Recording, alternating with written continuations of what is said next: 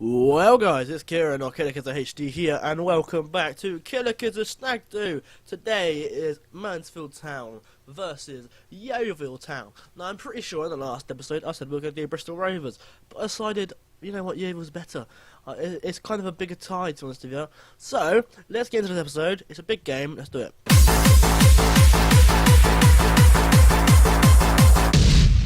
So in the last episode we won 5-2 away from home against the side called Forest Green Rovers. We have won 3 games, drawn 2 and lost 1. We won 3-1 at home against the Dagenham and Redbridge side. That wasn't too well, you know, look at that, 4 shots, 1 on target. Not good enough really, but they still got 1 goal. Well, there you go. Goals from Thierry Ambrose and Jack Thomas for us, and Bernard Menza getting Dagenham and Redbridge goal. It was an easy game for me. I was very happy with the result. I wish we didn't concede though. We actually won 2-0 at home against Northampton, a side battling relegation. We won't go into this episode, into this game, but I can tell you Chris Forrester missed a penalty and Billy Waters and Jackson scored 2 goals, and we lost 4-3 in a hectic game at the Ricoh Arena against Coventry City. They had a hat-trick from Dominic Samuel and a goal in the last minute of the game from Ben Nugent, which really broke my heart. Wes Burns and Reggie Lamb did get on the score sheet, but it was too little too late, to be honest with you. I think we played really well. I do think we played well, and to get it back to 3-3 as well is fantastic, but then to lose it in the 92nd minute to a corner, heartbreaking stuff, to be honest with you. But it was a great game to play,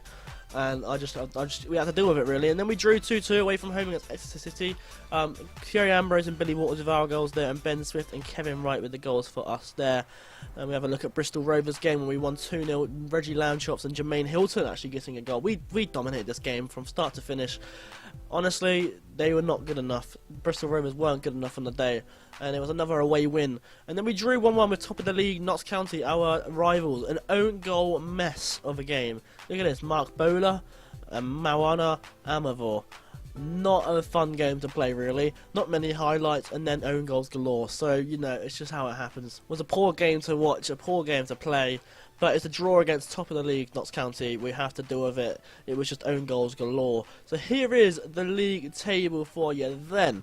We're 4th, with only 2 points behind Notts County, who are top of the league. We're against Yeovil Town today, who are 13th in the league. This game is going to be very interesting. In terms of who else is catching up, whoa!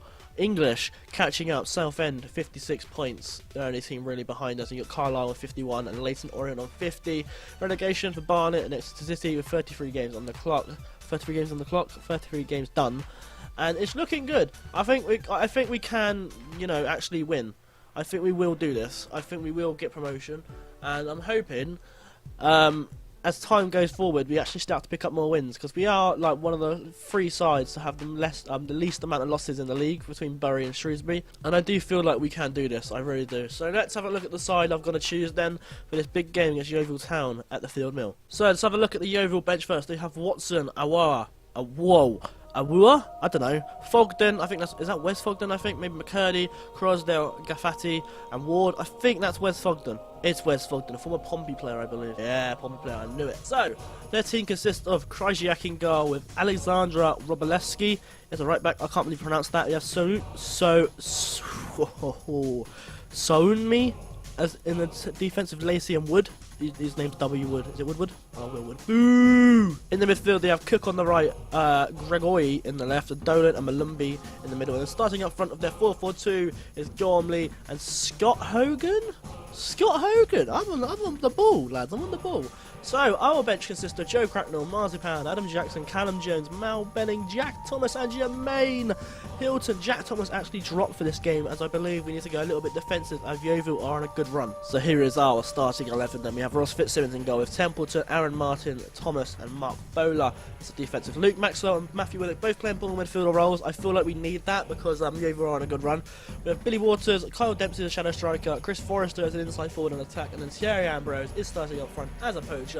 This game is underway. Fitness is a little low with some of these lads, but I believe it's a risk we should be taking if we want to get automatic promotion as a ball goes to a throw-in. Poor. Yeovil Town have a throw here as Gregory gets it to Scott Hogan, gets it back to Gregory. Dolan, what a goal that is. Dolan has scored a blitty belter. Matthew Dolan with his 4th goal of the season for Yeovil Town. Fitzsimmons could probably do better there, but it is 1-0 to Yeovil, and honestly, that's a really good goal. I mean, the throw-in comes in, Hogan plays it back to him, and plays a lovely pass here to Matthew Dolan, who just pops it, left foot, beautiful.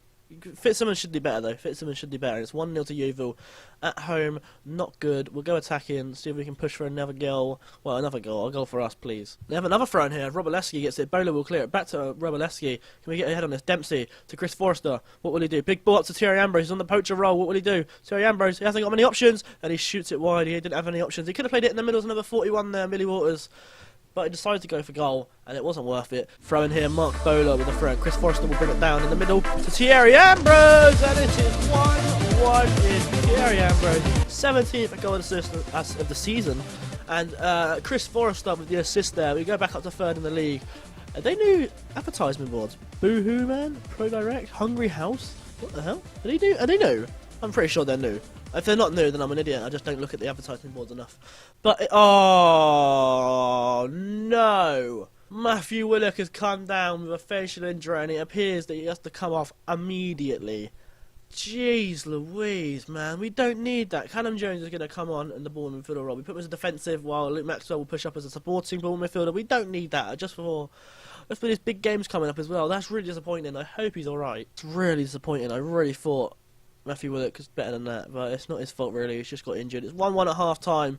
Gonna tell the lads calmly. Gonna say unlucky boy, things haven't gone our way. Only a couple have reacted to that, and well, nothing I can say to that really. Hopefully we can just tease them up a bit. Tease them up. I mean, push them up, push up the morale, and hopefully it does the job. We've got a few players all happy now. A couple of others just not too well with it, are they? Second half underway. Oh, we got 7 shots, they've got 1. We're dominating possession, we're dominating shots. We should be winning this game comfortably, I believe. Kreshowak with a goal kick here. What will he do? Up the hole to Terrell Thomas. Chris Forrester can get to that first. He doesn't. Malumbi will get to that. Big ball up. Terrell Thomas will head it clear. Back to Cook, though. Dolan to Gormley. What's her name? Gormley in the middle to Dolan. Woo! Matthew Dolan's got those long shots, man. I have to mark him up proper in a second.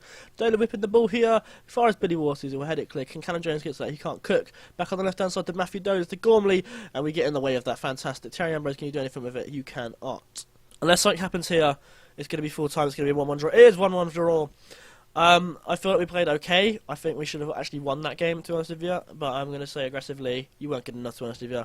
So we stay in third. We're only 1 point behind Notts County, though. That was our game in hand to maybe push up, and we threw it away. Port Vale won 6-1 against Coventry. That's unbelievable. Oh my goodness. Look at that. Port Vale won fucking 6-1. That's unbelievable. They beat us 4-3 the other day. I'm quite surprised to see that. So let's have a look at the inbox. Oh, 10 days. Okay. Okie dokie. I'm not going to risk him playing a protective thing because we don't have enough money for it.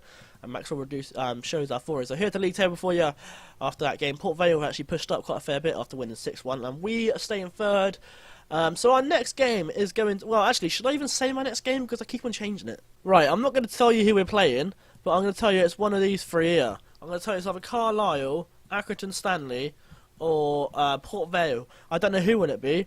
But you'll have to find out. So I hope you enjoyed this episode of Killerkizza Stag. If you did, leave a like, and if you didn't, tell me why in the comments down below. And I will see you all very soon for another episode of Killerkizza Stag on Foot Manager 2016.